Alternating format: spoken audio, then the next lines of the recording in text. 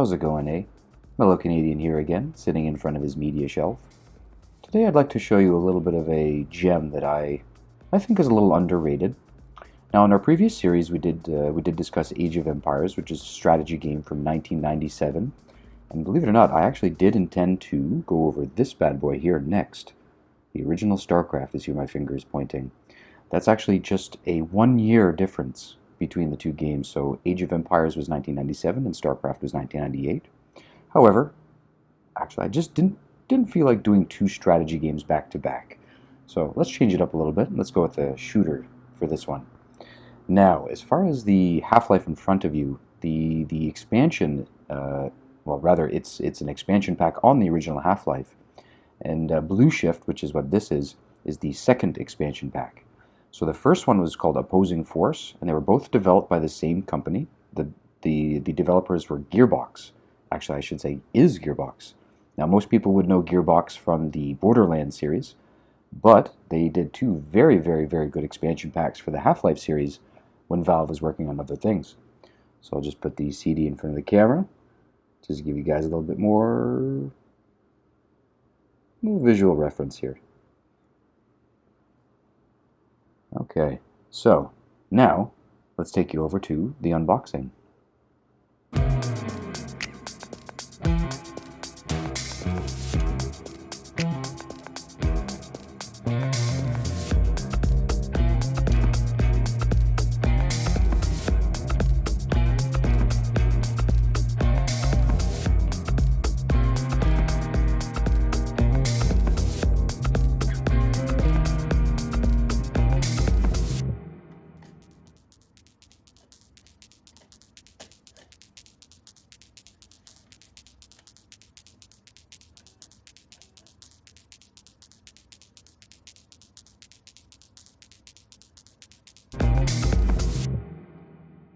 Okay, now if you were shopping for a video game, specifically a PC game, in the early 2000s and before that, you'd see one of these big bad boys. Now, believe it or not, these are not the largest PC game boxes that have existed. I did point out a little earlier, I pointed to the StarCraft box, which is a little bit bigger. I'll just put it in frame real quick here. We won't take too much time with this, but as you can see, that was a standard size PC game box in the 90s. So these were big honking boxes, and I kind of missed them, not gonna lie. Now they have gone through different size changes over the years. This is when they first started to shrink them down to make them a little bit more reasonably fittable on a shelf. But yeah, nowadays they pretty much look like a DVD case, if you can even find them in a retail store anymore. That is for PC games. So just having a quick look at the box here. So this is a game based off of the character Barney. He's a security guard from the first Half-Life who just seemed to happen to find himself in a bad place at a bad time. So I'm going to flip it over real quick here. So the first thing I always looked at when I was young was the system requirements. Now this was always cool to me as like a tech nerd. And as you can see here, it doesn't even list Windows XP as a requirement. So although this game did come out in 2001, this predated the release of Windows XP. So you needed a whopping 233 MHz Pentium processor, AMD K62, 32 megs of RAM, 400 megabyte hard drive, and a 2-speed CD-ROM. Not too bad for the day. Actually, for 2001, that was very modest requirements. And, just real quick in the frame here, as you can see, now this is Canadian dollars, Canuckistan dollars as I call it. That's $45 for an expansion pack from Electronics Boutique from 2001. Now, some Canadians might know Electronics Boutique.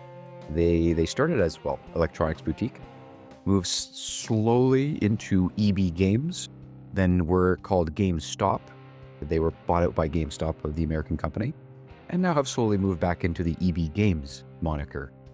I don't think we're going to see Electronics Boutique come back, but, you know, we're getting there. A sticker that shows that you also get a little bit of a discount on the other expansion that came out. I mentioned that Gearbox had produced 2 expansions for Half-Life. So the other one is Opposing Force. Now what's cool about these huge boxes, they were all fairly standardized and they all opened up in the very same way. I can show you with the StarCraft after, obviously. But yeah, there's a lot of really cool art and decoration. Gives you a good idea of what you're getting into. It was just another day on the job until all hell broke loose. So as you can see there, he's just a security guard that found himself in a little bit of a precarious situation. Now, Barney himself is a very, very, very, I would say, a comic relief type character. He'll give you a hand in the game, and he'll also give you a quip or two while he's at it.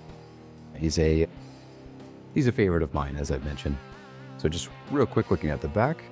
So it does mention the Opposing Force expansion. That was the first expansion, and this is the second expansion. Now, Opposing Force pretty much expanded the storyline, but this one does both story and graphics. It comes with what's known as a high-definition graphics pack. And we'll get into that a little bit later. So, let's see what we got in the box here. Now, as you can see, I have broken the seal about 25 some odd years ago. So, pardon me if it's not the freshest it gets, but this just gives you a good idea of what you're going to get yourself into opening up a game from 2000 and before. So, I'm just going to open this up here. Now, I can't remember if they put the CD on the bottom on a lot of these units, but I could have sworn that the majority of them that I did open did have the CD sitting on the top here. So I've left it just what I believe in the I believe I've left it in the way that it would have come out of the box. So you got your CD here. Now, clearly I am flashing the product key on the screen here, but being that it is a game that I don't really play on the regular, I'm not too concerned if that key gets distributed in other areas. So ooh, I forgot about that. So let's start with the manual here first. We won't go too much into this, but I miss the days when they basically gave you a full brochure of how the game worked, some basic story of the game, some basic parameters, the credits, just kind of the general synopsis of what to expect, if that makes any sense. And finally, I wonder if this is applicable anymore. $1,000 software giveaway by Sierra. Now, Sierra was a publisher that definitely made a lot more games back in the day. I don't think they're around anymore. I could be wrong. But there was another game shooter series called Tribes that they produced or published. That was very, very popular. It was very, very Battlefield-like. It was sort of like a mix between Battlefield and... oh, geez, what was it? You'd have Battlefield and... well, like other vehicular combat type games. Unreal Tournament. There we go. That's the other one I was looking for. So, there's this jewel case, or I guess the case in general. I guess you could call it... no, it's not a jewel case. It's a standard CD case. And the disc itself. Fancy. All right. Now, let's get this bad boy installed on Windows 11. Okay, so in contrast to the last video, you may have noticed that both the audio and video quality have increased. I decided to, well, instead of a flimsy tripoded camera experience, go with a direct capture experience instead. So hopefully this is a little bit softer and easier to read. Well, rather softer on the ears and easier on the eyes. So let's double click this here. This is just in my file explorer. I could have ran with the auto run as well as soon as I put in the disk, but I missed that and the window, well, it left me. So no worries there. We'll just double click the actual icon in the file explorer. Oh, we're going to be asked for a security authorization. That's a modern Windows thing. We'll go yes there. When you were installing this back in the day, it would not have asked anything like that. It's kind of a Windows flaw back then. Ooh, we're going to minimize that. Now, there's a couple things here. Now, first and foremost, I did test this, just like the other one, off camera, just to make sure that it launches and everything works reasonably well for a video. But I just thought I'd go through the install and overall experience that you'd get by putting in the disk yourself, a piece of physical media. So we're going to start with the install of BlueShift. We're going to move to the high definition pack after. So let's start with the basic install. Now this should go a little faster because it's probably cached a little bit. Oh, we're going to go back here. Some basic warnings and copyrights and legalese that I mean, who reads this stuff anyway? So we're going to just skip all of that, and we're going to keep the default installation directory. So it knows what C drive is. That's a fairly standard install directory. And nope, we don't need AT&T. In fact, I'd be very surprised if that connected to anything if we installed that. I may make a separate video on that. That's very interesting. See if it does anything. Okay, so yeah, we're ready to install Blue Shift here. So this should be a pretty quick install. Yeah, the old install screens. Now a lot of games look like this, not just Blue Shift, when you're going to install them off of a DVD drive. No, we do not want to register. And we'll finish. Okay. So now we're going to finish up with the high definition pack. Now what this does is it increases the, well, rather, it replaces the models of the enemies and the main weapons in the game. Now what it actually doesn't explicitly tell you, oh, more legalese, is that it does change the sounds as well. So there's some sound changes as well. And what's really cool here is it lets you, at any point, go back to the original models and the original sounds. So it gives you an avenue, a 180 avenue here. So that's really cool. Click next. Yeah, so you can always fire the DVD back in and revert back to the original models and sounds if you're feeling nostalgic. That's really cool. So I'm actually just going to chop this a little bit here, folks. I'll meet you into the game here because it does a little bit of weird things with my capture software, just like the previous video. So bear with me just a moment.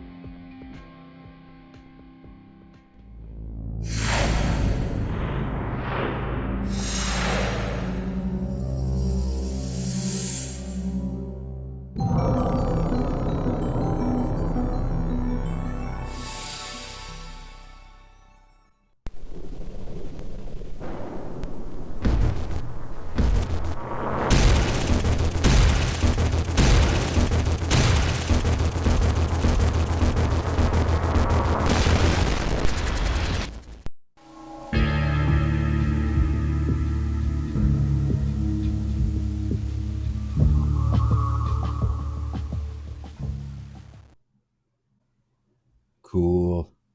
So as you guys saw there, that was the original logos and intro sequence for Gearbox and Valve. They've changed quite a bit since then, but that's just cool to see that old stuff. So this is what it drops you into when you first launch the physical version of the game. Now this is going to look quite a bit different if you're launching the Steam version now, but this is the basically unpatched physical version. And we're going to just start off here, actually with the meat and potatoes here, configuration. So this is a settings menu. So we'll go into this first. So controls, well, we'll just go top to bottom here. So we're going to leave this mainly default. I don't want to touch most of this. And yes, we will leave duck as default. It could be either control or C for most people. Swim down is C for this. It's already bound. We'll leave it as is. That's the age-old war on what crouch or duck should be. Advanced controls. This looks fairly standard here. So crosshair, reverse mouse, mouse look, mouse filter, joystick, joystick look, and auto aim. We certainly don't want that. That is very cheesy. Mouse sensitivity looks good. Close that. I think we're good here. So we'll use primarily defaults on that one. Audio, I'm not going to touch either, of course. I have a nasty habit of breaking things when I touch any audio setting in older games, so we'll just leave bygones there. Video, that is probably the meatiest one. So we'll start off with video options. This is not too rich in features here. It's a color correction, color adjustment setting here. Not too crazy. So let's go back. This is the big one here. Now, I did have to set this before I launched the game. It was originally set to software. This is how your video card renders the game. Now, original Half-Life, people would have primarily have played it on software render. And as video cards became more affordable, more prevalent, they would switch to either OpenGL or Direct3D. So Direct3D is Microsoft's thing, and OpenGL is more of an open standard that's still used today. More Vulkan is kind of the successor to it, which took a lot from OpenGL. You may have heard the term Vulkan before. I've set it to, 1024 by 768. It's a very standard and popular resolution for this era. It's kind of right in the middle. There were higher resolutions, of course, as you see there, but this is kind of the average of what people were running. We want to keep a nostalgic eye on things here. So we'll just leave this as is. Oh, one last thing. I just forgot to mention that now most people are familiar with AMD and NVIDIA, but 20 years ago, there were significantly more GPU vendors at the time. So this one here mentions 3DFX. That was a big one at the time. The Voodoo series was very big when I was younger. You had other companies as well, just to name a few. So like SIS, VIA, Power VR. Now, some of these companies still do exist. In fact, actually, I think every company I just mentioned exists, but they don't really do gaming graphics cards anymore on the desktops. So we'll just say, okay. I believe a couple of them still make it for phones. So phones and tablets and things like that, they make graphics chips for. So we're done with that. And content control, we don't need to mess with that. That's just parental controls and limiting violence. Who wants that? Click done there. Now, one last thing I wanted to touch on is the main menu, is the previews. I was hoping this would go to something sort of the era. They'd open a menu and show you kind of what the era coming soon would be. But unfortunately, this just takes you to a broken link. And it goes to Gearbox's website. It takes you out of the game, but unfortunately, it's just a 404. I was hoping for something more. Quoth the raven.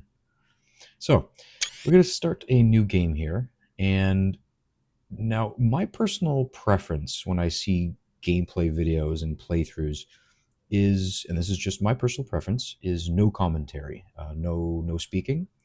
So as soon as we click our new game here, I'm just going to go ahead and do what Gordon Freeman does through the entirety of the original Half-Life and STFU. So let's have ourselves a look here, folks. Good morning, and welcome to the Black Mesa Transit System. This automated train is provided for the comfort and convenience of Black Mesa residents and visitors to the Black Mesa Research Facility. The time is 8:42 a.m. Current topside temperature is 91 degrees. With an estimated high today, 105. The Black Mesa aircraft is maintained at 68 degrees at all times. This train is inbound from the Area 8 topside dormitories to the Central Transit Hub in Area 9. Please keep your limbs inside the train at all times. Do not attempt to open the doors until the train has come to a complete halt at the station platform. In the event of an emergency, passengers are to remain seated and await further instruction.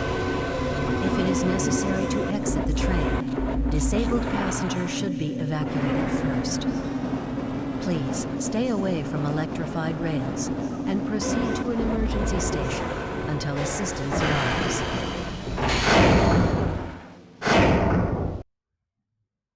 If your intended destination is a high-security area beyond Sector C, you will need to board a high-security train at the Central Transit Hub.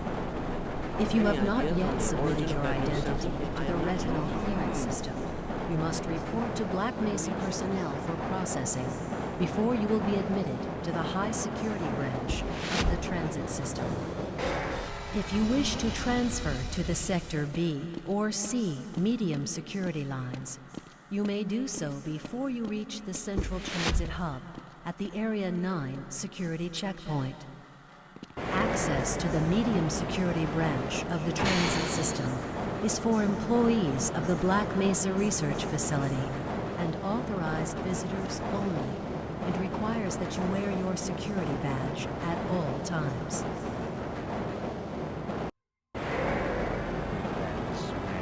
Albino? Friends like you? Man. Hey, Calhoun. Looks like we're in for a long day today. Have a good one, Calhoun. This train is now transferring to the Sector C line of the transit system. This is a medium security area of the Black Mesa facility. Be sure to wear your identification badge at all times.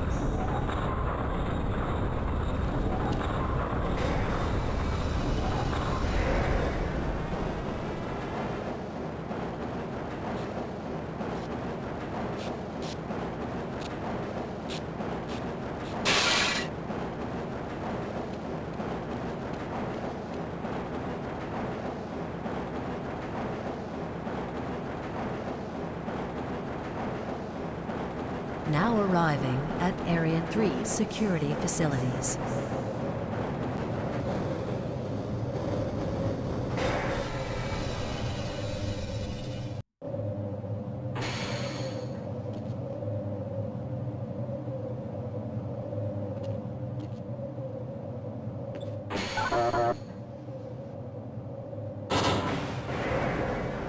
Hold on a minute. The door's not responding to your pass ID.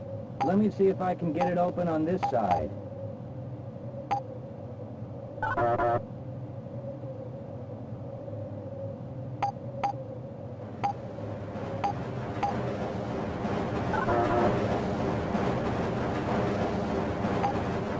Okay, I think I got it.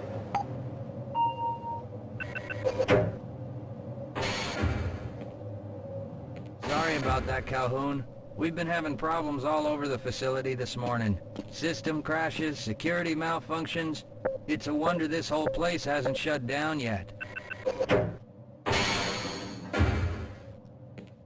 Sorry, Calhoun, I'm on duty. I'm a little busy right now, Calhoun. Calhoun, you know you can't go on duty without your sidearm and uniform.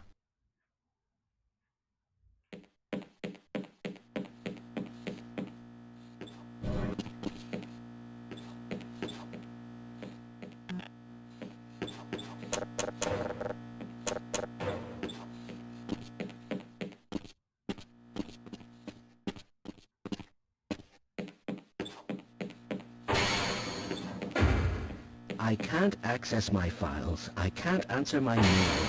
I haven't even been able to get into my office. I know, sir, I know. We're doing everything we can to get the problem under control. Just give us some time to... Time? I don't have any more time. If I'm not able to get my report to the administrator in the next hour, then my job will be in serious jeopardy, and I'll make sure that mine is not the only one.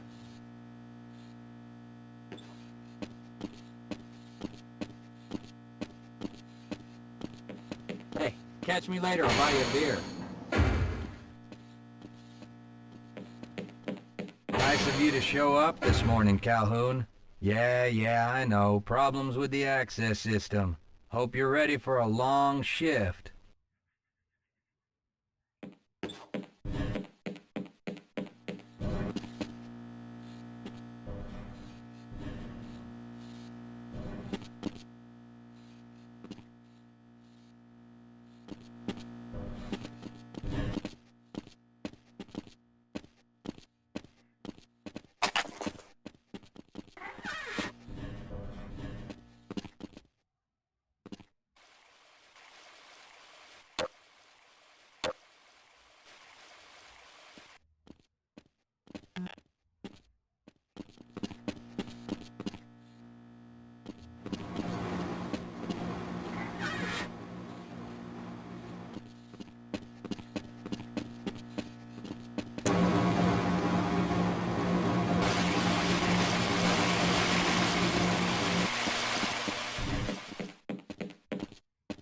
Uh-oh, now what?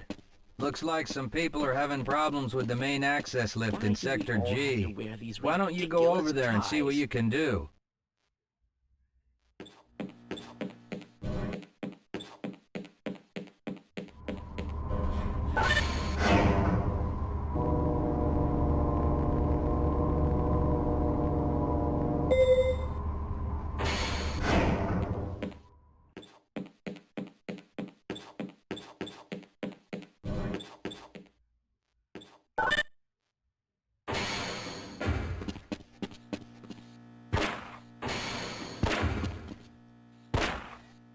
How's it going?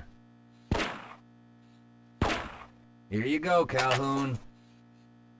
I know you're not on the schedule for a couple more days, but if you want to squeeze in a few shots in the range, there's plenty of room.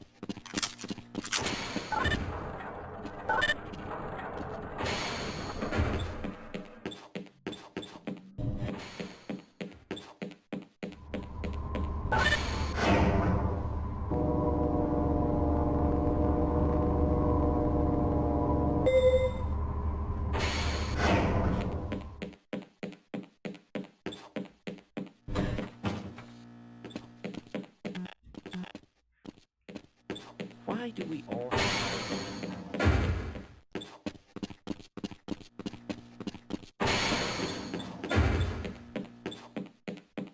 Have a good one, Calhoun.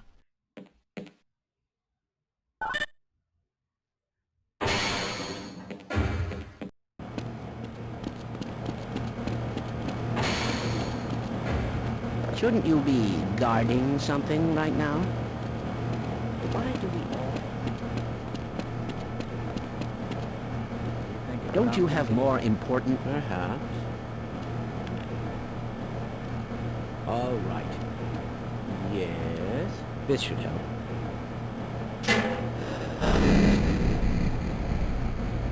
That doesn't sound right. Let me help you. Okay. I hope you know what you're doing. Of course. Theoretically. Do you smell something burning? I can't really tell. Right. Let's try this. Ah! Whoa! Whoa. That was close. Oh, no. Well, do you have any idea what to do next? I couldn't even venture a guess. Who is responsible for this mess? Don't ask me. Shouldn't you be guarding some donuts and coffee right about now? Yes, sir.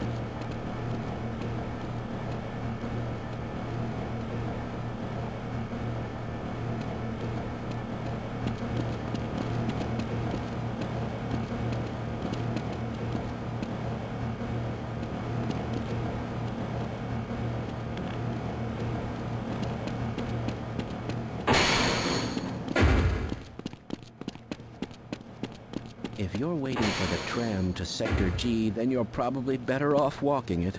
I overheard someone say that all the trams on this end of the facility are having problems.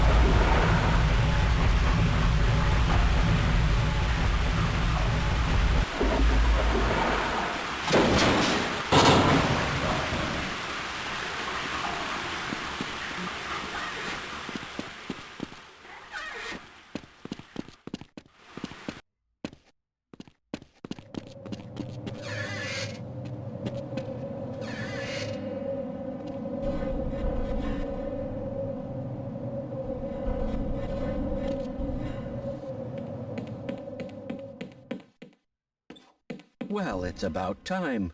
We don't pay you people to mosey around at your own convenience. Make this thing work so we can get on with this miserable day.